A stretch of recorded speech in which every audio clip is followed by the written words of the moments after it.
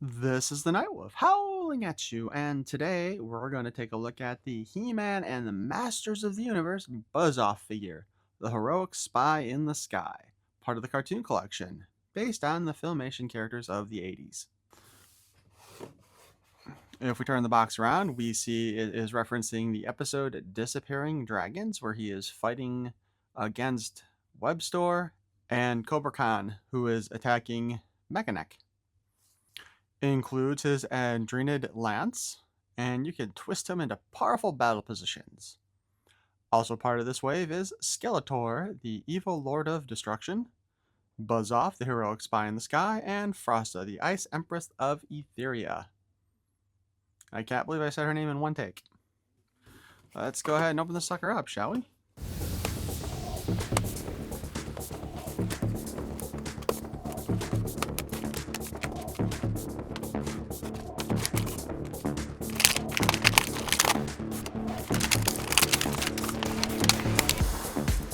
Oh no, we broke his arm off. What are we going to do?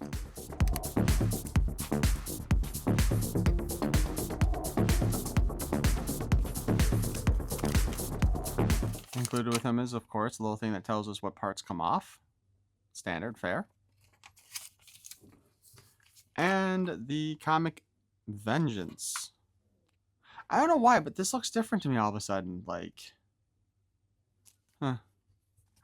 But we open it up and we see Hordak is in Snake Mountain with his troopers looking for Skeletor, who's used a spell of invisibility, and not the helmet invisibility that the toy comes with, to vanish. And then somehow Demo Man pops up and captures Skeletor for Hordak. Meanwhile, we see that the Masters are still trying to figure out how to get to Etheria and help them out.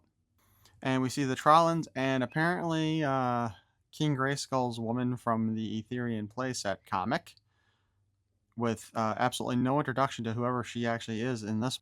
And we see Hordak using his Horde Wraiths. Hopefully they'll give us those ones. And a bunch of little horde-headed creatures. Weird genetic mutations, experiments, whatever they're supposed to be. Actually, I'm going with they might be experiments just because we got Modulok down there. But yes, they are attacking Skeletor. And apparently in this issue, Skeletor has a booby hand. We see that Hordak does in fact refer to Skeletor as Keldor. And we see a moment where it looks like his face is melting off. Kind of being more reminiscent of when he had the 2000X series, where we actually saw the potion, whatever, like start burning his face away. I think that's supposed to be from Demo Man becoming part of him or whatever. Either way, we know that Skeletor will eventually blame Hordak for it. Also, Hordak looks different in the second image there, where the coloring is more like the... Why am I having a brain fart? The sketchbook series coloring, you know? And we see Hordak and Skeletor arguing like a married couple about the whole face thing. We see a cartoon version of Kronos at the bottom and a cartoon version of Keldor, which I doubt we'll get because, you know, they already given us a Keldor. And the Keldor Kronos 2-pack from before, while it was hard to get at the beginning, did kind of go on clearance at the end.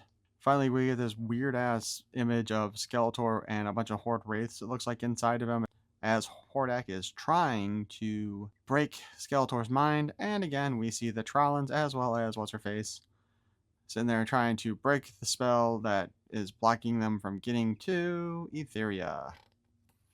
And on the back, we also see all the rest of the figures in this wave as per usual, with Skeletor, the evil Lord of Destruction, Buzzoff, the heroic spy in the sky, and Frosta, the Ice Empress of Etheria. Booyah! That all being said, let's take a quick look at Buzzoff's lance.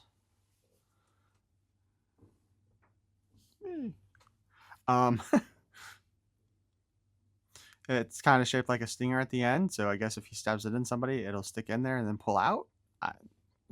The fact that there's like little nodules and kind of looks like a button up here. How well can I get that in there? I kind of wonder if it's also kind of hints that it's in a weapon that will blast stuff too, or electrically charge, which I guess makes sense when you think about the image that we saw on the back of the box, right? Duh. Because, you know, we don't actually really use stabby weapons as stabby weapons in the 80s cartoons. Buzzoff himself, let's take a look. His head sculpt makes him look like he's got a giant tumor on his head. I don't really remember him looking like that in the cartoon, to be perfectly honest with you. Probably should have rewatched it and took a look, but it does seem a bit odd. However, his goggles do pop down rather than being as part of the helmet. He kind of reminds me of a woman with too much eye makeup closing her eyes with the way they did that. I don't know why those lines are in there. Like, was that something with the cartoon design? Because that just looks weird. Take a look at his back. He does have, his back is a new sculpted piece here, designed to hold the wings, which open up, and we have 4 of them, unlike the original version of the toy, or the vintage version, where he just had the two wings. And now I'm trying to think about how many wings a bee actually has. Like, does a bee actually have like 4 wings? The other thing that's kind of surprising is that they are designed differently. So the top wings are different from the bottom wings, and I honestly would have thought to save money they would have just, used the same 4. But no, they are different. Also, we can kind of see how they're, maybe you can kind of see the bottom wings are in further and the top wings are out a little bit more. And then we can just fold those down like that to get them out of the way. Honestly, this is a lot more elegant looking than the vintage style. It's just that head. That, oh, seriously. Like, I mean, the goggles look great when you put them down. But, like, when they're up, it looks like he's got a giant tumor on his head. I'm sorry. It does appear like we are just reusing the original vintage Origins version of his hands that him and Clawful share. Well, okay, Clawful technically only shares one of those hands, but still. But let's go ahead and take a look at the articulation. I don't know why I did that pause there. Head moves up and down, spins around, cant it sideways and back. So it's on that ball joint on a stick. Standard with the Origins and Cartoon Collection. The arms hinge up and down and can spin all around.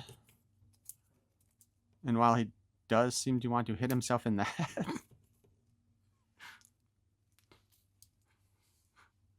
let's do that again. Watch. Boom.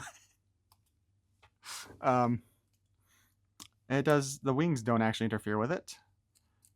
We have the single joint at the elbow. And we get a little less than 90 degrees there. We do have a spin at the wrist. And depending upon how you like to hold the wrist, he's either got in and out or up and down because, realistically, if you're holding his weapon in his hand, you're probably going to have it like that. Or then you can also go like this. So, whoa. I'll retrieve it later. So yeah, he's got both up and down and in and out, depending upon how you position his claws. We do have the 360 spin. As long as you're not holding him at the waist, the wings don't really interfere with it at all, but they'll hit your hands if you're not. We can kick forward, and we can kick back a little bit. And we can kick out a pretty fair amount. Again, though it is kind of standard for our Origins and Cartoon Collection figures. His knee has a pretty close to 90-degree bend. Actually, I would say it's a little bit more than 90 when you get right down to it. The knees on the Cartoon Collection, I think, are better designed than the ones on the Origins figures. We do have the boot cut, and the hinge up and down at the foot, and the spin. As we can see, he is using Skeletor's feet. Wait a minute. No, wait. He's using Skeletor's boot top. Now, I think these were used on Webster, But who's the first one in Origins to have him? Because Skeletor in Cartoon Collection actually has a booted feet. Also, the front torso on this guy is just the standard torso. With the lines are just painted in there. There's no like line work in there to start with. You know what I mean?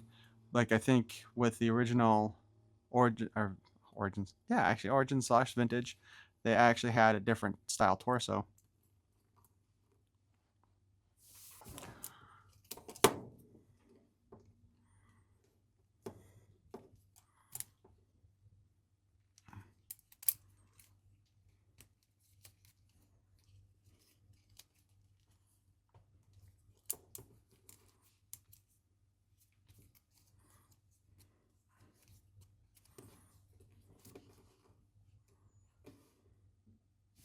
Overall on this figure, I really do like the design except for the head sculpt. Like everything else I think looks great. I really do like the new wing design for him. The lance is a great addition. It's too bad they hadn't had that out when they did Extendor, because they could have thrown that in with him too, just for the fun of it. I also just want to kind of add, it is kind of a shame though that the comics are no longer really focusing on the figures that are coming in the waves like they used to also. That is kind of a disappointment when you get right down to it. Because like Buzzoff is barely even shown, you know, in just one panel in this comic. But I'm kind of curious as to what you guys think about this version. Said, I really do like the way they did the wings on him. So, what do you guys think? Is he a keeper? No. And Buzzoff was one of those ones I think that shell formed too. I think he was part of one of those waves. Yeah, because the big shell forming wave that both Target and Walmart had got was the one that came with Sorceress, Buzzoff, Jitsu, and Naked Stratos. It's not like this is one you would pick up in order to make do with having missed Buzzoff, because you definitely did not have any excuse to miss Buzzoff. Though, I suppose you could use this head as like separate warriors and use the original Buzzoff head as a regular head if you wanted to. Your regular figure head, I mean. But, you know what? If you enjoyed this video, please sting that like button. And if you want to hear more of my nonsense, you can always subscribe. I thank you for watching. Peace and love.